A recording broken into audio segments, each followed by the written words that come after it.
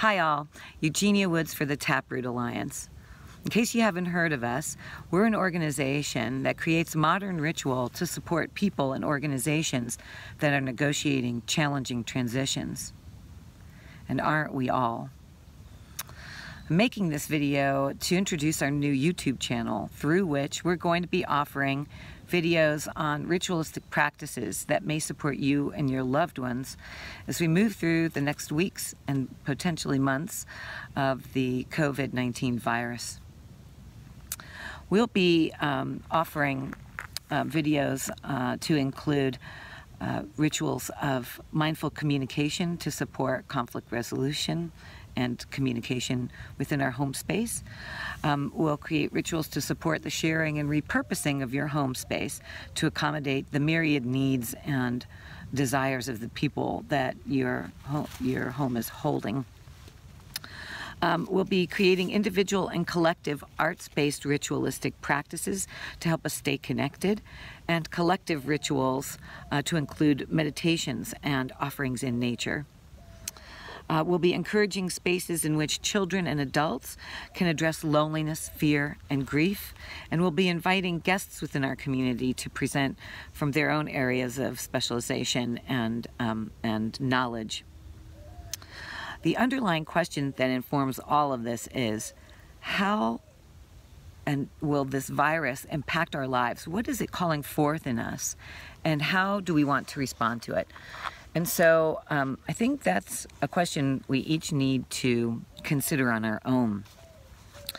For me, I've noticed that there's been a lot of fear around scarcity of supply, and how I have falsely connected my sense of security to the privilege of a constant supply of food and friends and entertainment. And I'm learning quickly to find a sense of security and root that sense of security within a context of tremendous uncertainty. And I think that is everybody's practice moving forward.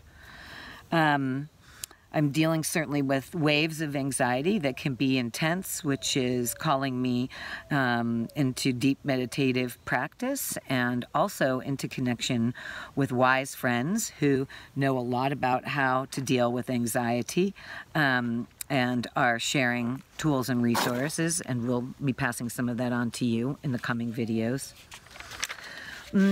I've noticed that the solitude for an introvert like me is actually rather freeing, and that in that solitude I'm finding, I'm learning a lot about the generosity of my heart and how it sustains me even as everything that I've relied upon externally is beginning to fall away. And along those same lines, I've noticed that my ego-driven mind, which is very reliant on achievement and making things happen, that is a very, it's impossible to satisfy that ego-driven mind for me in the context of COVID-19. And so as that ego-driven predisposition begins to ratchet down, my unconscious mind, which I'll also refer to as an intuitive mind, is ratcheting up. And my dream life and intuitive connection, both within myself, but also to other significant people in my life, it has been profoundly amplified. So there is a connection underlying all of the, excuse me, social distancing that we are compelled to practice. So with that, I'd like to introduce you to my colleague at the Taproot Alliance, Eric Carr, who's going to share from his perspective. I thank you for taking the time to watch this, and look forward to connecting with community through this channel in the weeks and months to come. Thanks, and be well. Hi, I'm Eric Carr. Welcome to the Taproot Alliance YouTube channel. I'm so glad you're here, and I hope you find what you're looking for in some of our videos coming up. As Eugenia explained before, we're going to be offering a huge series of things. All sorts of customizable rituals to help you get through everything that's facing us right now, and also to help you get the most of it. One of the philosophies that I have in life that has gotten me through so much is, I've already paid the price, so I might as well get everything I can out of this. I consider it like a form of alchemy. I'm taking all the stuff that life hands me, and I'm looking for meaning in it, and I'm looking for lessons, and I'm looking for value and opportunities. And if I can do that, I can turn anything that life hands me almost into something good. But ultimately, even if I can't find a blessing in it, if I can find meaning, then at least I haven't gone through it for nothing.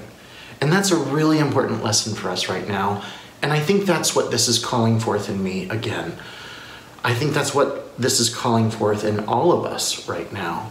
How can we make the most of this? We're already paying the price. Some of us are insulated in some ways. Some of us are desperate. But we're all in this together.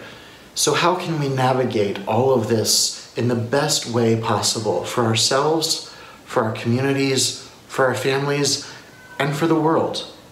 For me personally, one thing that this is calling forth in me is to really let go of so much. As Eugenia mentioned with privilege, I've got so much privilege in my life.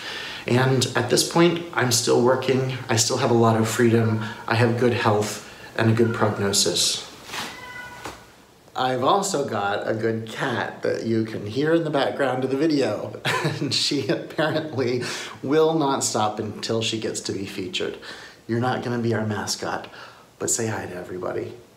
This is Havdalah. She's named after a beautiful ritual.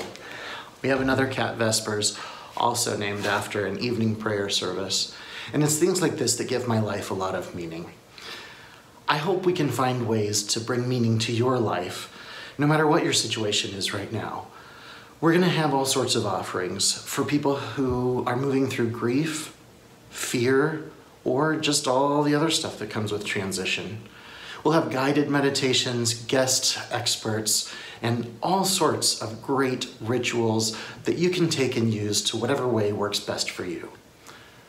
I can't wait to share all of this with you. Thank you for being on this journey with us. Be well.